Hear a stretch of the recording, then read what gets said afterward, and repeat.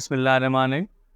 इस वीडियो में आज डिस्कस करेंगे applications of system of linear equations और नॉर्मली फोकस करेंगे हम 4 applications: polynomial fitting, approximating the integrals, network flow यानी कि ट्रैफिक फ्लो पर डिस्कस करेंगे और चौथी जो है वो करंट फ्लो यानी कि इलेक्ट्रिकल नेटवर्क पर डिस्कस करेंगे। सो पहला एग्जांपल देखते हैं। This is for the polynomial fitting using the Gauss Jordan method. आप चाहें तो एलिमिनेशन मेथड भी यूज़ कर सकते हैं इसके अंदर। तो इसमें कहा जा रहा है कि find a cubic polynomial whose graph passes through the 4 points. क्योंकि यहाँ पे 4 पॉइंट्स नोन है, यानी कि x और y की 4 वैल्यूज़ गिवन है, तो ऐसी क्यूबिक पॉलिनोमियल फाइंड करनी है जो कि 4 पॉइंट से पास हो। तो एक बात आप यहाँ पे नोट करें, क्योंकि क्यूबिक पॉलिनोमियल फाइंड करनी है तो 4 पॉइंट्स गिवन होंगे। आप समझ जाए कि अगर आपके पास 5 पॉइंट्स हो तो इसका मतलब है क्या, डिग्री 4 की पॉलिनोमियल फाइंड कर सकते हैं। अगर 3 पॉइंट्स होंगे तो डिग्री 2 की पॉलिनोमियल फाइंड कर सकते हैं। तो ये बात का ख्याल रखना हमने। तो थर्ड डिग्री पॉलिनोमियल फाइंड करनी है, तो this is the third degree polynomial that we have to find out. अब फाइंड करने के लिए हम ये पॉइंट्स यूज़ करेंगे और यूज़ करके एक सिस्टम मिलेगा जिसमें अननोन्स जो होंगे वो अननोन्स होंगे। ये जो एक A0 है, A1 है, A2 है और A3 है, ये हमें फाइंड करने होंगे। अगर ये पता चल जाए तो पॉलिनोमियल फाइंड हो जाएगी। तो यही रिक्वायरमेंट है। So now what we do, we denote the x and y points S. हम क्या करते हैं, इन पॉइंट्स को x और y के नाम देते हैं। सो x1 यानी कि 1 है और y1 इज़ 3। इसी तरीके से बाकी इन पॉइंट्स को हम नाम दे देंगे x1 से लेके x4 तक और सिमिलरली y1 से लेके y4 तक। अब जब हम इन पॉइंट्स को सब्स्टिट्यूट करेंगे इसके इक्वेशन के अंदर, जैसे कि सपोज करें हमने पहला पॉइंट पुट किया, उसमें y3 है, तो वैल्यू जो होगी पॉलिनोमियल की, इसको हम सपोज करेंगे y, ये हमने रख दी 3 यहाँ पे, और बाकी जो x है वो आपके पास है 1। यहाँ पे सब्स्टिट्यूट कर देंगे s की जगह पे इस पॉलिनोमियल के अंदर। So what we will have, let's see this how we can simplify this. क्या सिंप्लीफाई करेंगे कि हमने y की जगह पे रख दिया 3 और x की जगह पे हमने सब्स्टिट्यूट कर दिया इसके अंदर 1, क्योंकि यहाँ पे 1 और 3 हैं। सो x इज़ 1, ये हमने सब्स्टिट्यूट कर दिया 1 1 एंड 1 इस पॉलिनोमियल के अंदर। अब यहाँ से आपको पहली इक्वेशन मिलेगी। सिमिलरली सेकंड पॉइंट आपके पास है जिसमें y2 है, तो ये हमने यहाँ पे रख दिया y की जगह पे। ये जो है वो -3 है, तो y की जगह पे -3 रख दिया, और x जो है वो 2 है, तो जहाँ जहाँ पे x है वहाँ इस पॉलिनोमियल के अंदर 2 सब्स्टिट्यूट कर देंगे। तो उसी तरीके से x = 2, ये सेकेंड इक्वेशन के लिए। सिमिलरली अब आपके पास y -5 है, ये -5 रख देंगे, -5 रख देंगे, और जहाँ पे x है वहाँ पे 3 रख देंगे। So here we have 3। इसी तरीके से फोर्थ इक्वेशन के लिए y 0 है और x 4 है, सब्स्टिट्यूट करेंगे यहाँ पे, और y की वैल्यू 0 और x की वैल्यू जो है वो 4। तो इसको अगर सिंपल फॉर्म में देखें तो आपके पास सिस्टम ऑफ 4 इक्वेशन आ जाएगा और 4 अननोन्स इसके अंदर होंगे। तो here we have the system. Simplify करेंगे, रीअरेंज करेंगे, सिस्टम मिल जाएगा आपको। ये सिस्टम मिल गया हमारे पास। तो यहाँ पे अननोन्स हैं A0, A1, A2 और A3 हैं, इनको फाइंड करना है। तो इस क्वेश्चन में ये कहा गया था कि अननोन्स फाइंड करने के लिए, यानी कि क्यूबिक इक्वेशन फाइंड करने के लिए जो सिस्टम होगा उसको सॉल्व करने के लिए आपको क्या यूज़ करना है। ऊपर लिखा हुआ है टाइटलमेंट जॉर्डन मेथड। आप चाहें तो एलिमिनेशन मेथड भी यूज़ कर सकते हैं, तो मैंने यहाँ पे इस एग्जाम्पल में जॉर्डन मेथड यूज़ किया। उसके अलावा जो भी मेथड है हम यूज़ कर सकते हैं सॉल्यूशन ऑफ सिस्टम के लिए। सो सिस्टम को सॉल्व करते हैं यूजिंग जॉर्डन मेथड। इसके लिए रिड्यूस इक्वेशन फॉर्म चाहिए होती है। हम डायरेक्ट स्टेप्स ले रहे हैं, स्टेप बाय स्टेप फॉर्म में नहीं करूँगा क्योंकि आपको वैसे ही आता होगा। अगर नहीं आता तो उसके लिए आप दूसरी वीडियो देख लीजिएगा। So this is the reduce equation form of the system. इस सिस्टम की जो आर्गुमेंट कोएफिशिएंट मैट्रिक्स है उसकी हमारे पास ये रिड्यूस इक्वेशन फॉर्म आ गई। आर्गुमेंट कोएफिशिएंट मैट्रिक्स की ध्यान में रखिएगा। तो this matrix is augmented coefficient matrix, इसकी रिड्यूस इक्वेशन फॉर्म आई हुई है। सो इस हिसाब से आप देखें, जब हम रिड्यूस इक्वेशन फॉर्म में आ जाते हैं रिड्यूस जॉर्डन मेथड के अंदर, तो लास्ट कॉलम जो होता है वो सॉल्यूशन इंडिकेट करता है। तो आपका A0 है वो 4 के बराबर और A1 जो है 3 के बराबर। इस तरीके से A2 बराबर है -5 के और A3 बराबर है 1 के। तो ये आपका सॉल्यूशन निकल के आ गया। आप प्रोसेस अप्लाई कीजिएगा, इसके बाद के स्टेप्स आपको मालूम होंगे। तो आप देखें, this is the solution here. ये आपके पास A0 जो है 4 है, A1 जो है वो 3 है, A2 जो है -5 है, A3 जो है 1 है। तो आप रिक्वायर्ड पॉलिनोमियल कौन सी हुई? तो रिक्वायर्ड पॉलिनोमियल हमारे पास ये हो गई कि हमने वैल्यू सब्स्टिट्यूट कर दी A0, A1, A2 और A3 की, तो ये आपके पास पॉलिनोमियल आ गई जो कि रिक्वायर्ड पॉलिनोमियल है। इसका ग्राफ देखें अगर, तो ये रिक्वायर्ड पॉलिनोमियल जो है जो 4 पॉइंट से पास होती है, आप यहाँ से फिगर आउट भी कर सकते हैं कि इसका पहला पॉइंट जो है वो 2 और -3, फिर देखिए 1 एंड 3, ये 4 पॉइंट्स हमारे पास आ गए। एक पॉइंट ये रहा आपका 1 और 3, दूसरा पॉइंट आपके पास यहाँ पर है 2 और -3, तीसरा पॉइंट आपके पास यहाँ पर है और चौथा पॉइंट इसका यहाँ पर है। तो इस तरीके से हम पॉलिनोमियल अप्रॉक्सीमेट या पॉलिनोमियल फिटिंग कर सकते हैं सिस्टम ऑफ लीनियर इक्वेशन के ज़रिए से, और हम कोई भी मेथड अप्लाई कर सकते हैं। आगे बढ़ते हैं सेकेंड एप्लीकेशन के लिए। अब जो हमने पॉलिनोमियल अप्रॉक्सीमेशन सीखी लास्ट एग्जाम्पल में, जिसमें गिवन पॉइंट्स थे हमारे पास और हमने क्यूबिक पॉलिनोमियल अप्रॉक्सीमेट की, अब उसका इस तरह के प्रॉब्लम्स का एंड एप्लीकेशंस का फ़ायदा क्या होगा? तो हम इसको यूज़ कर सकते हैं इंटीग्रेशंस के अंदर। समटाइम्स हमारे पास जैसे इस तरह के इंटीग्रल्स होता है जिसके इंटीग्रेशन पॉसिबल नहीं होती है, उसमें से एक एग्जाम्पल देखें आप। ये हमने एप्लीकेशन ली है अप्रॉक्सीमेट इंटीग्रल्स की, और उसमें हम यही चीज़ डिस्कस करने वाले हैं कि इवैल्यूएट द इंटीग्रल। अब यहाँ पे जो फंक्शन है sin π/2x², अब इसकी इंटीग्रल पॉसिबल नहीं है क्योंकि integral of sin x with respect to x तो है, क्योंकि हम कहते हैं कि minus cosine x plus c, लेकिन ये आप यहाँ पे हमारे पास x² गिवन है, तो इस वजह से इसकी इंटीग्रल इस फंक्शन की पॉसिबल नहीं है। तो इस तरह के मेथड्स में या तो हम यूज़ कर सकते हैं सिम्पसन्स रूल, यानी कि न्यूमेरिकल अप्रोक्सीमेशन। इस तरह के और भी रूल्स हैं मौजूद जो कि न्यूमेरिकल इंटीग्रेट करते हैं, जो आप न्यूमेरिकल एनालिसिस में आप लोगों ने पढ़ा होगा या आगे जाके पढ़ेंगे। या इसके अलावा कोई और न्यूमेरिकल मेथड यूज़ कर सकते हैं। दूसरी एक अप्रोच ये भी है कि हम फंक्शन की वैल्यूज़ निकालें और उसकी पॉलिनोमियल बनाएं, क्योंकि पॉलिनोमियल को इंटीग्रेट करना आसान है बजाय इसके। तो हम इस फंक्शन की या इंटीग्रेंड की पॉलिनोमियल अप्रोक्सीमेट कर सकते हैं लास्ट मेथड के ज़रिए, लास्ट एग्जाम्पल के ज़रिए। उसके बाद हम इस अप्रोच को यूज़ कर सकते हैं, इंटीग्रेट करके पॉलिनोमियल के टर्म्स को हम इंटीग्रेशन फाइंड कर सकते हैं। तो ये एग्जाम्पल में सीखेंगे। तो सबसे पहले हमें इस फंक्शन को इंटीग्रेंड को पॉलिनोमियल की फॉर्म में अप्रोक्सीमेट करना होगा। उसके लिए हमें कुछ पॉइंट्स चूज़ करने होंगे, इंटरवल को डिवाइड करना होगा उन पॉइंट्स के बीच में, फिर हम उस हिसाब से अप्रोक्सीमेट कर सकेंगे जैसे हम लास्ट एग्जाम्पल में किया है। तो हम क्या करते हैं, हम पॉइंट चूज़ करते हैं। सपोज करें ये हमारे पास रियल लाइन है, रियल लाइन में जो है सपोज करें ये आपके पास 0 पॉइंट है, ये 1 है। हमने कुछ और पॉइंट्स भी लिए हैं जैसे 0.5, ये भी शामिल कर लिया।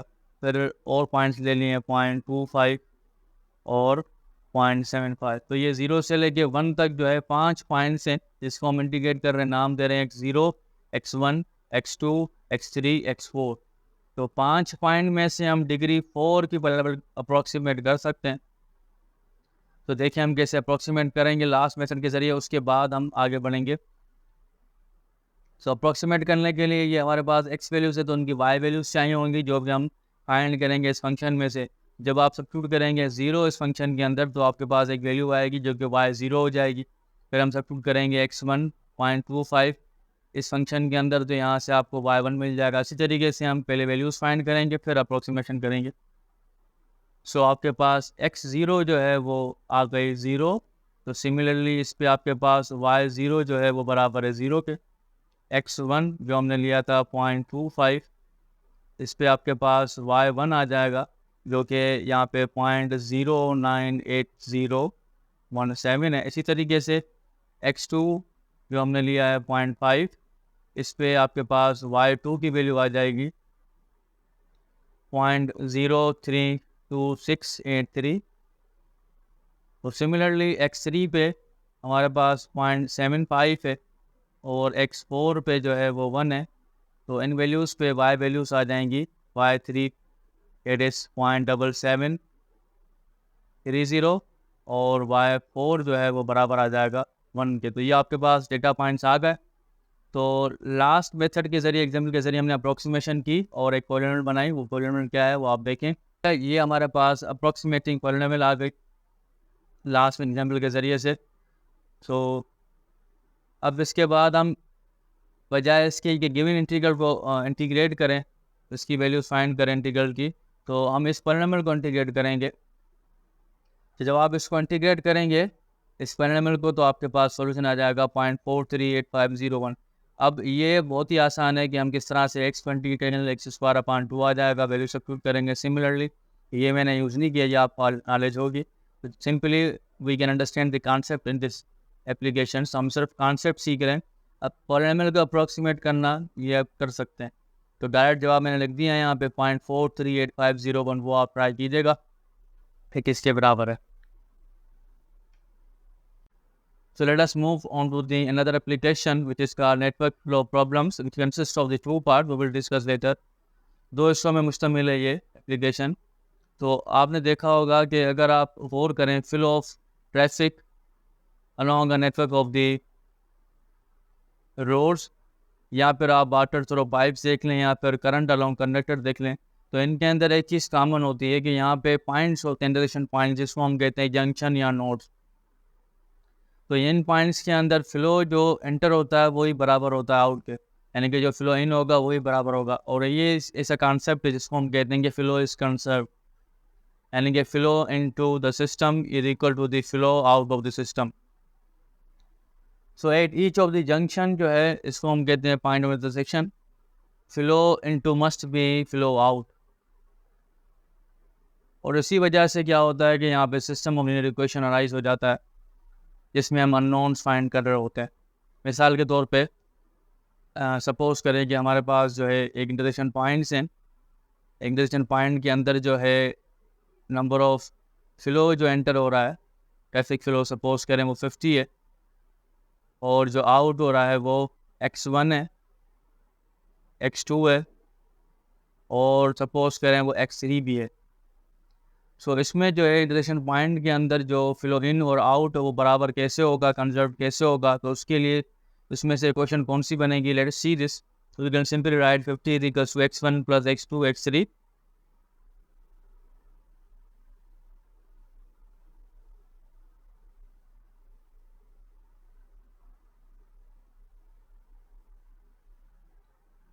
सो इस तरह से आप फिगर में देखेंगे तो 50 जो है वो इनटू द नोड है, यानी कि एंटर हो रहा है, और टोटल फ्लो जो आउट हो रहा है वो है x1 प्लस x2 और x3।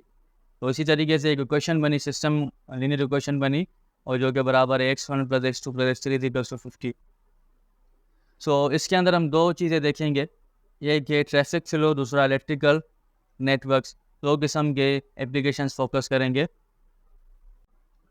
सो तीसरी एप्लीकेशन जो नेटवर्क प्रॉब्लम्स में अंदर हम डिस्कस करेंगे, that is traffic flow problems. Example देखते हैं इसके लिए। In certain part of city, two sets of one-way streets intersect as shown in the following figure। इस फिगर के अंदर जो है इंटरसेक्शन पॉइंट्स गिवन है और ट्रैफिक फ्लो जो है वो मेंशन किया गया है। The average hourly volume of traffic flow entering and leaving the junction during the hour is shown in the figure। Determine the amount of traffic between such of each of the four junctions। तो इसमें जो है जो amount enter हो रहा है traffic का और जो लीव हो रहा है वो सारा फिगर के अंदर बताया गया है। 4 पॉइंट्स गिवन है, which are called nodes here. तो एंड जंक्शंस इंटरसेक्शन पॉइंट्स के अंदर हमें हर एक पॉइंट पे एक लीनियर इक्वेशन मिलेगी। वो किस तरह से मिलेगी वो आप गौर से देखिएगा। तो इसमें बस आप वही चीज़ याद रखनी है कि net flow into is equals to flow out, यानी कि फ्लो इज कंजर्व। किसी पॉइंट इंटरसेक्शन पॉइंट के ऊपर जो फ्लो इन होगा किसी नोड के ऊपर वही आउट होगा। So flow into the node is equals to flow out of the node. So अगर हम पॉइंट ए की बात करें, देखें इस पॉइंट ए में कौन से एरोज उसकी तरफ जा रहे हैं पॉइंट ए की तरफ, तो यहाँ से 450, यानी कि amount of traffic flow which is entering into the node A which is 450। और यहाँ से x1, तो हम लिख सकते हैं इसको x1, थोड़ा मैं आपको आइडिया दे देता हूँ यहाँ पे, x1 प्लस 450 ये एंटर हुआ, और इससे बाहर जो जा रहा है यानी कि वो लीव कर रहा है नोड ए पे, सो नोड ए पे देखें, अगर x2 लीव कर रहा है और 610, यानी कि हम इसको लिख सकते हैं, ये जो एंटर हुआ ये बराबर है x2 प्लस 610। तो ये पहली लीनियर इक्वेशन देखें, इसमें x1 और x2 अननोन कहलाएंगे। इसी तरीके से तमाम पॉइंट्स जो हैं ए बी सी डी पे से हमको 4 इक्वेशंस मिलेंगी। सो हमने इक्वेशंस ऑब्टेन की इसी तरीके से, और हमारे पास एक सिस्टम आ गया। It is behaviour point A से, पॉइंट बी से, पॉइंट सी और पॉइंट डी से क्या हमने किया कि flow into the node is equals to flow out of the node. ये दो हमने जो है पॉइंट्स गौर किए, और उनमें से हमें 4 इक्वेशंस मिली हर एक नोड पे, हर एक जंक्शन पे, वो हमने यहाँ पे लिख दी हैं। अब इसको रीअरेंज करेंगे, जब रीअरेंज करेंगे तो हमारे पास एक सिस्टम आ जाएगा। This is system is given here, we can see over here.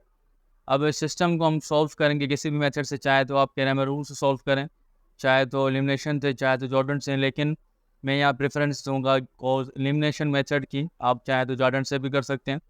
तो एलिमिनेशन और जॉर्डन बेस्ट रहते हैं ऐसे प्रॉब्लम्स के लिए। तो पहला स्टेप एलिमिनेशन मेथड का, अब वो भी रिवाइज हो जाएंगे तमाम स्टेप्स। सो हमने क्या करना है, इस सिस्टम को मैट्रिक्स रोटेशन फॉर्म में लिखना है और ए एक्स और बी को अलग करना है। तो इस फॉर्म में लिखेंगे सिस्टम को, X is equals to B, और एक्स और बी को हम सेपरेट कर देंगे सिस्टम में से। तो आप देखें इसमें से ए हमारे पास ये आ गया, ये क्या है, ये कोफिशिएंट मैट्रिक्स है इस सिस्टम का, यानी कि जो अननोन से x1 x2 x3 x4, उसके आगे जो कोफिशिएंट्स है हर इक्वेशन में से हम लिखेंगे। तो पहली रो के जो एलिमेंट्स हैं इस मैट्रिक्स में वो आएंगे पहली इक्वेशन में से। आप देखें x1 का कोफिशिएंट 1 है, वो हमने यहाँ पे लिख दिया। x2 का -1 है, वो यहाँ पे लिख दिया। x3 एंड x4 0 है, यानी कि अननोन गिवन नहीं है पहली इक्वेशन में, तो उनके कोफिशिएंट 0 0 हो गए। सेकेंड रो जो है उसके एलिमेंट 0 1 -1 0 ये आएंगे आप कोफिशिएंट्स ऑफ सेकेंड इक्वेशन, यानी कि x1 0 है तो 0 आ गया, x2 का कोफिशिएंट 1 है तो 1 आ गया, फिर x3 का -1 है तो -1 आ गया, फिर x4 नहीं है तो उसकी जगह पे 0 आ गया। इसी तरीके से हमने third and fourth row obtain की है। अननोन्स जो उसमें हैं वो 4 हैं, तो इसलिए x1 x2 x3 x4 ये वेक्टर हो गया। साथ में b जो है वो राइट साइड के जो कॉन्स्टेंट्स है उसको हम लिखेंगे 160 -40 210 एंड 310, तो वो हमने यहाँ पे लिख दिया। अब जब हमने सेपरेट कर दिया मैट्रिसेस को, अब इसमें से हम बनाएंगे argument coefficient matrix. Second step कहलाता है ये एलिमिनेशन मेथड का। सो इस b को हम एक्स्ट्रा कॉलम जो है वो ऐड कर देंगे a के अंदर, तो ये 4 कॉलम्स हो गए a के, और साथ में ये हमने ऐड कर दिया b as extra column, argument coefficient matrix बन गया। अब इसको ट्रांसफॉर्म करेंगे हम इक्विवेलेंट फॉर्म में एलिमेंट्री ऑपरेशंस के ज़रिए से। सो आप देखें हमें सिर्फ फोर्थ रो में 0 क्रिएट करना है इक्विवेलेंट फॉर्म के लिए, तो इसलिए हमने ऑपरेशन अप्लाई की R4 प्लस -1 टाइम्स R1, यानी कि R4 माइनस R1 कर दिया हमने। तो इसे करने के बाद हमारे पास एक न्यू मैट्रिक्स आ गया, दैट इज़ हियर। उसके बाद हमें इस पॉइंट को करना है 0, क्योंकि इक्विवेलेंट फॉर्म बनानी है एलिमिनेशन मेथड के हिसाब से। तो उसके लिए हम ऑपरेशन अप्लाई करेंगे R4 प्लस -1 टाइम्स R2, यानी कि अब R4 माइनस R2 करेंगे। तो जब हम ये अप्लाई करेंगे तो न्यू मैट्रिक्स बनेगा। तो ये नया मैट्रिक्स जो है ये बराबर आ गया इस मैट्रिक्स के। तो ये न्यू मैट्रिक्स आ गया इस ऑपरेशन को अप्लाई करने के बाद। उसके बाद एक ऑपरेशन और अप्लाई करेंगे इसे 0 करने के लिए, यहाँ पे इस 1 के नीचे 0 क्रिएट करने के लिए। तो ये R4 में 1 चाहिए, 3 को यूज़ करेंगे क्योंकि पिवट एलिमेंट थर्ड रो में 1 है। सो R4 -1 टाइम्स R3, यानी कि R4 माइनस R3 कर देंगे। तो इस तरीके से हमें ये एक और मैट्रिक्स मिल जाएगा। अब ये जो मैट्रिक्स हमारे पास आया ये इक्विवेलेंट फॉर्म में है। ओके, इसके पिवट एलिमेंट्स के नीचे तमाम एलिमेंट्स कॉलम में 0 हैं, और हर पिवट एलिमेंट जो है पिछले पिवट एलिमेंट के राइट साइड पे आता है। तो ये आपके पास इक्विवेलेंट फॉर्म हो गई। अब हमें रैंक सबसे पहले पता करना होगा ताकि कंसिस्टेंसी भी साथ साथ चेक कर लें। तो अगर रैंक बराबर आ जाता नंबर ऑफ अननोन्स के, जो कि 4 थे हमारे पास, और दोनों मैट्रिक्स का रैंक सेम आता है, तो सिस्टम कंसिस्टेंट होगा। तो आप देखें कि अगर हम थोड़ी देर के लिए लास्ट कॉलम को भूल जाएं, सिर्फ इसको देखें ये 4 कॉलम्स को, यानी कि थोड़ी देर के लिए सपोज करते हैं कि ये कॉलम हमारे पास नहीं है, इसको भूल जाए, तो इसका रैंक जो है वो 3 है। ये कोफिशिएंट मैट्रिक्स है इस इक्विवेलेंट फॉर्म में। और अगर हम इसमें ये लास्ट कॉलम ऐड कर दें तो ये पूरा मैट्रिक्स आर्गुमेंटेड कोफिशिएंट मैट्रिक्स, यानी कि ए सब स्क्वायर बी की इक्विवेलेंट फॉर्म में। तो इसका रैंक जो है ये भी 3 है, यानी कि दोनों का रैंक 3 हो गया। So we can say that rank of AB and rank of A are both equal and is equals to 3. तो सिस्टम कंसिस्टेंट है. दूसरी बात ये है कि नंबर ऑफ अननोन्स 4 थे तो less than number of unknowns, तो इसीलिए सिस्टम के पास जो है वो इनफाइनाइटली मेनी सॉल्यूशंस हो गए. अब आप ज़रा गौर से देखिएगा कि सॉल्यूशन फाइंड किस तरह से करेंगे. This is very special thing. काफ़ी स्टूडेंट्स को डिफ़िकल्टी इसी पार्ट पे होती है. सो यहाँ तक हम ले लेते हैं. अब आप देखें इससे आगे कि हम दोबारा फोर्थ स्टेप में डिटेच करते हैं. दोबारा राइट साइड कॉलम को दोबारा अपनी पोजीशन पे लेके आएंगे, यानी कि एक्स इक्वल्स टू बी की फॉर्म में लिखेंगे. दोबारा इस फॉर्म में लिख लेंगे लास्ट मैट्रिक्स को, यानी कि ये 4 कॉलम हो गए equivalent form of A matrix, ये अननोन वेक्टर, और ये राइट साइड कांस्टेंट की इक्विवेलेंट फॉर्म के बाद जो रिजल्ट आई है वो ये है.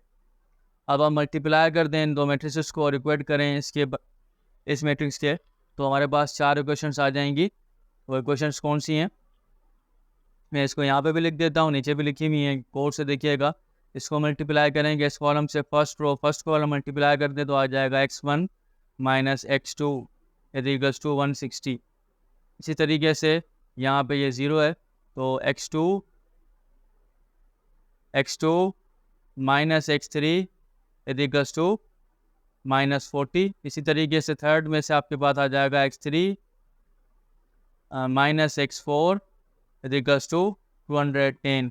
तो ये 3 इक्वेशन हमारे पास आ गए रिड्यूस होने के बाद, इक्विवेलेंट फॉर्म में आने के बाद लास्ट स्टेप में. अब हमें सिर्फ क्या करना है, एक पैरामीटर को फ्री सपोज करना है, क्योंकि इक्वेशंस 3 है, नंबर ऑफ अननोन्स 4 है, इसीलिए एक को हम सपोज करेंगे फ्री पैरामीटर. तो हमने आसानी के लिए ये जो नंबर है x4 को चूज़ कर लिया. सो अगर आप चूज़ करें x4 को k सपोज करें अगर, और k हमेशा याद रखिएगा कि रियल नंबर होगा, k इज़ रियल नंबर, तो अब क्या होगा, we will use back substitution.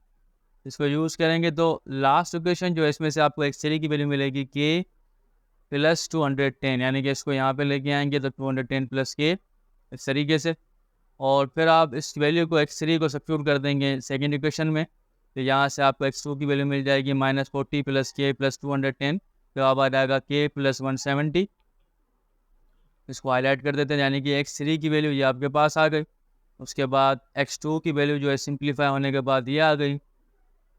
इसी तरीके से दोबारा फर्स्ट इक्वेशन की तरफ जाएंगे, सब्स्टिट्यूट करेंगे x2 की वैल्यू, तो x1 की वैल्यू निकल के आ जाएगी, और x1 की वैल्यू जो है बराबर है k प्लस 310.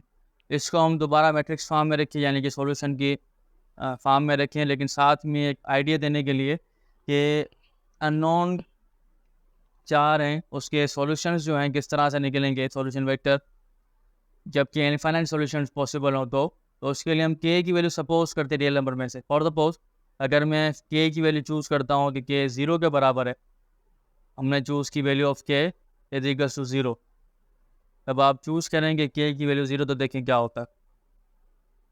इसको हम इस सॉल्यूशन में सब्स्टिट्यूट कर देंगे, तो k 0 आ गया तो x3 की वैल्यू आ जाएगी 210, x2 की आ जाएगी 170, x1 की आ जाएगी 330. सो सी हियर x1 की वैल्यू 330, x2 170 और x3 आ जाएगी 210 और x4 0 है. अगर हम सपोज करें कि k की वैल्यू 10 है, तो हमारे पास x1 की वैल्यू आ जाएगी 340, x2 की 180 और x3 की 220 और x4 की 10. इस तरीके से इनफाइनाइट मेनी सॉल्यूशंस ऑब्टेन कर सकते हैं.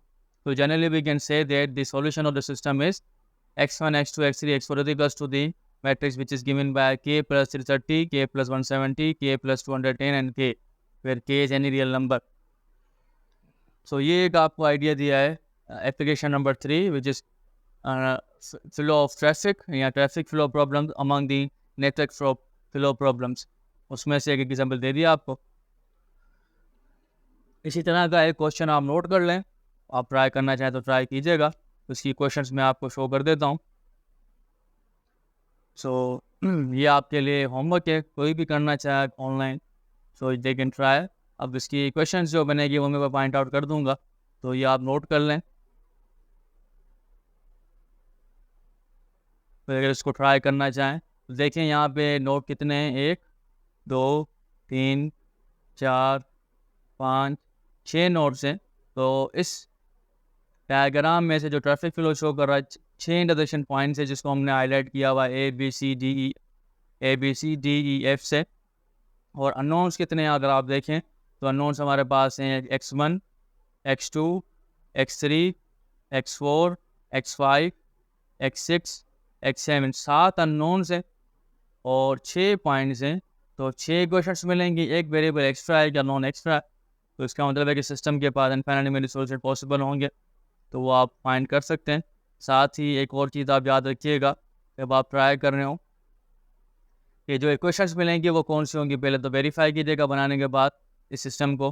तो इक्वेशंस आपको 6 इक्वेशंस मिलेंगी, हर एक नोट में से वो ये हैं, इसको भी आप नोट कर लें कि ए में जो आपको मिल जाएगी इक्वेशन वो ये है, ए में, फिर बी में, फिर सी में, फिर डी में, फिर ई में, फिर एफ में। तो कोई भी अगर वेरीफाई करना चाहे क्वेश्चन सही है तो उस पर वेरीफाई कर सकता है। इसको रीअरेंज करें मैट्रिक्स फॉर्म में, सिस्टम रेक्टेंगुलर बन जाएगा, उसके बाद infinite number of solution possible होंगे, फिर आप फाइंड कीजिएगा। सो X6 सपोज कीजिएगा 300 और X7 सपोज कीजिएगा 1300, फिर आप सॉल्यूशन फाइंड कीजिएगा। So wish you good luck for this one. उसके बाद एक और एप्लीकेशन डिस्कस करते हैं हम, जो कि इलेक्ट्रिकल नेटवर्क्स जो है उस पर मुश्तमिल होगी। So let us see this one. So अब लास्ट एप्लीकेशन डिस्कस करने वाले हैं इस सेशन की, तो इसके लिए 2 रूल्स जो है वो बड़े इंपॉर्टेंट है, इसकी बेस पे ये सारी एप्लीकेशन डिपेंड करती है। एक तो एक करंट रूल यानी कि किरचॉफ फर्स्ट लॉ, दूसरा Kirchhoff second law that is called voltage rule. तो अगर मैं पढ़ लेता हूँ, ध्यान में रखिएगा कि करंट रूल कहता है कि algebraic sum of the currents flowing into a node and to a junction is equals to current flowing out. और वोल्टेज रूल कहता है कि algebraic sum of the voltage drops around a close circuit is equal to the total voltage in a circuit. तो इसी की base पे हम देखेंगे किस तरह से लीनियर सिस्टम राइज होते हैं सर्किट के अंदर, और हम फिर एलिमिनेशन मेथड से किस तरह से इसको सॉल्व कर सकते हैं। सो एग्जाम्पल देखते हैं, एग्जाम्पल नंबर 4 है ये, क्योंकि पहले हम 3 कर चुके। Determine the current in each branch of the circuit from the following figure. तो सबसे पहले ये सर्किट डायग्राम हमको गिवन है इस फिगर के अंदर, इसमें से हम किस तरह से इक्वेशंस बनाते हैं वोल्टेज रूल और करंट रूल के हिसाब से, वो आपने ज़हन में रखना है, ताकि बाकी जो सिस्टम आपके पास अगर डायग्राम आ जाए तो आप सिस्टम बना सकें। उसके बाद जो है कोई भी मेथड अप्लाई करके एलिमिनेशन या डाटा मेथड हम सिस्टम को सॉल्व करके currents I1 I2 I3 find कर सकते हैं। सो शुरू करते हैं। सो इसमें आपने ये ज़हन में रखना है कि नोड ए और बी जो में मिले में, ये 2 पॉइंट्स इंटरसेक्शन पॉइंट यहाँ पर हैं, नोड ए और नोड बी। अब हम ए और बी से चेक करेंगे कि कौन सा करंट फ्लो इन हो रहा है, कौन सा फ्लो आउट हो रहा है। तो अगर मैं चूज़ करूँ पॉइंट ए, तो इसमें आप देखें जो करंट इन हो रहा है वो यहाँ से I3 इसमें इन हो रहा है, यहाँ से I2 इन हो रहा है, और जो बाहर जा रहा है वो है I1। सो मैं इसको इस तरह के लिख सकता हूँ कि I2 प्लस I3 जो है वो इन हो रहा है, और आउट जो जा रहा है, लीव जो कर रहा है वो है I1। और इसी तरीके से, और ये जो हमने ऑब्टेन किया ये कौन सा रूल है, ये करंट रूल कहलाता है, किरचॉफ करंट रूल, यानी कि फर्स्ट लॉ के हिसाब से। तो उसको मैं इंडिकेट कर देता हूँ 1 से। दूसरा, इसी तरीके से अगर पॉइंट बी पे आ जाएं, जंक्शन एट पॉइंट बी, तो इस पे आप देखें जो फ्लो इन हो रहा है वो है I1 और जो आउट हो रहा है वो है I2 और I3। तो इसको मैं ऐसे लिख सकता हूँ, I1 जो है वो बराबर है I2 प्लस I3। तो आप देखिए दोनों इक्वेशन ही सेम है। तो जब इस तरह की कोई कंडीशन आ जाए कि जो नोड गिवन हो उस पर इक्वेशन सेम आ रही हो, तो हम उसमें से एक चूज़ कर लेंगे, ये आपने जहन में रखना है। तो एक इक्वेशन हमारी ये हो गई, तो उसको मैं इस तरह से लिख देता हूँ कि ये इक्वेशन हमारी हो गई करंट रूल के हिसाब से। अब वोल्टेज रूल यूज़ करेंगे तो 2 ले लेते हैं। तो उसमें वोल्टेज रूल के हिसाब से हमें जहन में रखना है कि 2 जितनी ब्रांचेस होंगी उतना ही हमारे पास इक्वेशंस बनेंगी। सो देखिए किस तरह से बनाएंगे। सो अगर मैं स्टार्ट करूँ नेगेटिव टू पॉजिटिव, ये जो पहली ब्रांच है इसके अंदर, अब हमें एक डायरेक्शन सेलेक्ट कर देनी है। तो मैं अगर नेगेटिव से पॉजिटिव की तरफ जा रहा हूँ तो डायरेक्शन मैंने क्लॉकवाइज यहाँ पे चूज़ की हुई है। तो इसको मैं ऐसे लिख सकता हूँ कि we are moving in this direction clockwise. तो नेगेटिव टू पॉजिटिव हम सिलेक्ट करेंगे, जो वोल्टेज गिवन है वो नेगेटिव होगा। उसके बाद हम आगे मूव करेंगे, जिस डायरेक्शन में हम मूव करें उस डायरेक्शन में जो करंट आएगा वो पॉजिटिव होगा, और जो अपोज करेगा वो नेगेटिव होगा। सो आप देखें नेगेटिव टू पॉजिटिव मूव कर रहे हैं तो करंट हमारा जो है वो नेगेटिव रखेंगे। So we will have here -20, ये हो गया। और उसके बाद हम मूव कर रहे हैं इस क्लॉकवाइज डायरेक्शन में, तो I1 सेम डायरेक्शन में फ्लो कर रहा है और साथ ही I2 भी सेम डायरेक्शन में है। तो वोल्ट जो है वो 6 यानी कि IR ओम्स लॉ के हिसाब से याद रखिएगा। ये सेकेंड रूल है, ये ओम लॉ को यूज़ करेगा, so V is equals to IR। तो यहाँ पे R जो है वो 6 है और I जो है I1 है, सो प्लस 6I1 हो जाएगा। इसी तरीके से आप देखें कि I2 जो है वो सेम डायरेक्शन में है, तो यहाँ पे 4 वैल्यू है रेजिस्टेंस की, so we can write this in this way, 4I2 is equals to 0। ये क्वेश्चन नंबर 2 हो गई। इसी तरीके से जो सेकंड ब्रांच है उसमें भी हम डिसाइड करेंगे कि किस डायरेक्शन में हम जा रहे हैं, क्लॉकवाइज डायरेक्शन में जा रहे हैं या एंटी क्लॉकवाइज में। तो हम दोबारा इसी में ऐसे ही चलते हैं क्लॉकवाइज डायरेक्शन में। So from negative to positive, यहाँ पे डेटा जो है वो बताती है कि 10 नंबर मौजूद है 10 वोल्ट से। सो हम इसको लिख सकते हैं इस तरीके से,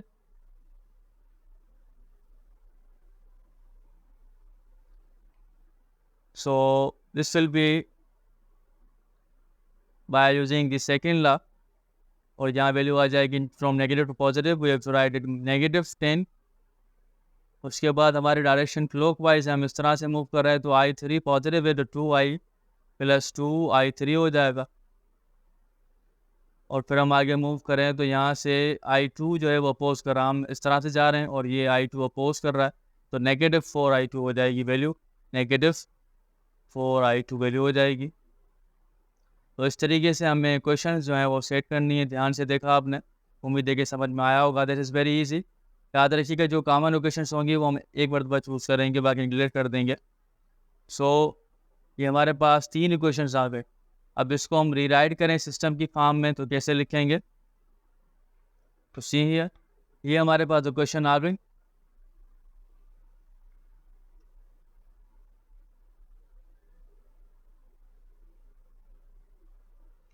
सो पहली इक्वेशन, फिर दूसरी इक्वेशन और फिर तीसरी इक्वेशन, ये हमने इक्वेशन लिख लिए हैं स्टैंडर्ड फॉर्म के अंदर। तो सिस्टम ऑफ इक्वेशन बन गया, इसको हम नाम दे देते हैं 1। अब इस सिस्टम 1 को हम किसी भी मेथड से सॉल्व कर सकते हैं। हम यहाँ पे प्रेफरेंस देंगे कि हम एलिमिनेशन या जॉर्डन से सॉल्व करें। सो अगर हम इसको एलिमिनेशन मेथड से सॉल्व करें तो पहला स्टेप कहता है कि आप सिस्टम को रीराइट करें मैट्रिक्स नोटेशन फॉर्म में, और ए एक्स और बी को आप सेपरेट कर दें, तो इसको हम लिखेंगे इस फॉर्म में, ये सिस्टम आपके पास आ जाएगा। उसके बाद हमने कोफिशिएंट जो है वो सेपरेट कर दिए, आई को अलग लिख दिया, एक्स हो गया, और बाकी राइट साइड कॉन्स्टेंट में अलग कर दिए, यानी कि ये हमने मैट्रिसेस को सेपरेट कर दिया। सेकंड स्टेप में हम क्या करते हैं, finding the argument matrix by including b extra column in a. ये मेथड हम पहले भी कर चुके हैं लास्ट एग्जाम्पल के अंदर, दोबारा रिवाइज भी हो जाएगा, गौर से देखिएगा। सो ए के साथ हम लास्ट कॉलम में एक्स्ट्रा कॉलम ऐड कर देंगे, तो ये राइट साइड कांस्टेंट यहाँ पे आ गया। अब हम इसको आर्गुमेंटेड कोएफिशिएंट मैट्रिक्स को चेंज करेंगे इक्विवेलेंट फॉर्म के अंदर, तो ऑपरेशन अप्लाई करते हैं। सो ये सारे स्टेप्स आपको पहले भी आते होंगे, तो मैं इसमें नहीं जा रहा, बस मैं लास्ट मैट्रिक्स के अंदर आ रहा हूँ। तो इक्विवेलेंट फॉर्म जो है इसकी बनी हमारे पास, this is the equivalent form, ये लास्ट मैट्रिक्स हमारे पास आ गया, this is the equivalent form. अब आप देखें कि फर्स्ट नॉन जीरो नंबर, उसके नीचे जीरोस आ गए, फिर उसके राइट साइड पे सेकंड इक्वेशन है, उसके with element non zero number, उसके नीचे जीरो, और फिर थर्ड इक्वेशन के अंदर फिर आ गया। तो ये आपके पास इक्विवेलेंट फॉर्म बन गई। अब हम दोबारा मैट्रिक्स फॉर्म में लास्ट मैट्रिक्स को लिखेंगे, तो ये दोबारा मैट्रिक्स फॉर्म में आ गए। ये आपका ए मैट्रिक्स हो गया, ये एक्स, और ये राइट साइड जो कॉलम हमारे पास बचा राइट साइड कॉन्स्टेंट्स का, वो यहाँ पे लिख दिया हमने। अब हम यूज़ करेंगे back by substitution, equation rewrite करेंगे और सब्स्टिट्यूशन के जरिए हम नॉन्स फाइंड करेंगे। तो अगर हम मल्टीप्लाई कर दें इस इन दोनों मैट्रिक्स को जो कि लेफ्ट साइड पे हैं और रिपीट करें राइट साइड के, तो क्वेश्चन हमारे पास आ जाएंगी 3। और अब वो क्वेश्चंस कौन से होंगी, ये क्वेश्चंस होंगी, वी कैन सी हियर, ये 3 इक्वेशंस हमारे पास आ गए। अब आप देखेंगे लास्ट इक्वेशन जो है उसमें से आपको डायरेक्टली नंबर मिल जाएगा, तो लास्ट अननोन होगा, 45/11 आ गया, this is the last value. अब हम इसको यूज़ करेंगे सेकंड क्वेश्चन के अंदर। अब आप इसमें इसको यूज़ करेंगे तो यहाँ से आपको वैल्यू मिल जाएगी I2 की। सो I2 की वैल्यू आपके पास आ गई, I2 की वैल्यू दैट इज़ -5/11, और फिर आप इन दोनों का सब्स्टिट्यूट करेंगे थर्ड में, फर्स्ट इक्वेशन में, तो आपको I1 की वैल्यू मिल जाएगी। तो I1 जो है इसकी वैल्यू आपके पास आ जाएगी 40/11, यानी कि I1 आपके पास आ गया 40/11। I2 की वैल्यू आपके पास आ गई -5/11, और इसी तरीके से I3 की वैल्यू जो है आपके पास आ गई 45/11। तो this is by using elimination method. आप चाहें तो जॉर्डन मेथड भी यूज़ कर सकते हैं। सो एक ट्राई के लिए ये सिस्टम आप नोट कर लें। ये जो दो सिस्टम हैं ये डायग्राम से रिलेटेड है। डायग्राम में भी आपको शो कर देता हूँ, सी हियर। ये आप ट्राई कर सकते हैं।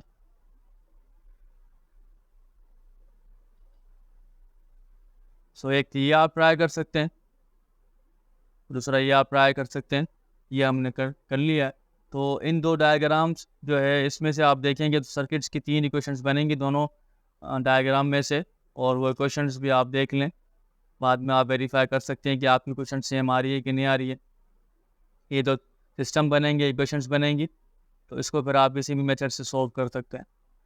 उम्मीद है कि ये वीडियो समझ में आई होगी आपको। ये 4 एप्लीकेशन जो डिस्कस की हमने, एक तो पॉलिनोमियल अप्रॉक्सीमेशन, दूसरी हमने इंटीग्रल जो है उसको एवेल्यूएट किया है, डेफिनेट इंटीग्रल को यूजिंग पॉलिनोमियल अप्रॉक्सीमेशन मेथड, और उसके अलावा जो है हमने नेटवर्क फ्लो प्रॉब्लम के अंदर से 2 एप्लीकेशंस किए हैं। एक हमने की है ट्रैफिक फ्लो, दूसरा हमने किए है flow of current in a circuit, इसे हम कहते हैं इलेक्ट्रिकल नेटवर्क्स। सो अच्छी लगी वो वीडियो तो सब्सक्राइब कीजिएगा। आगे मिलेंगे और वीडियोस के साथ, जब तक के लिए अल्लाह हाफ़िज़।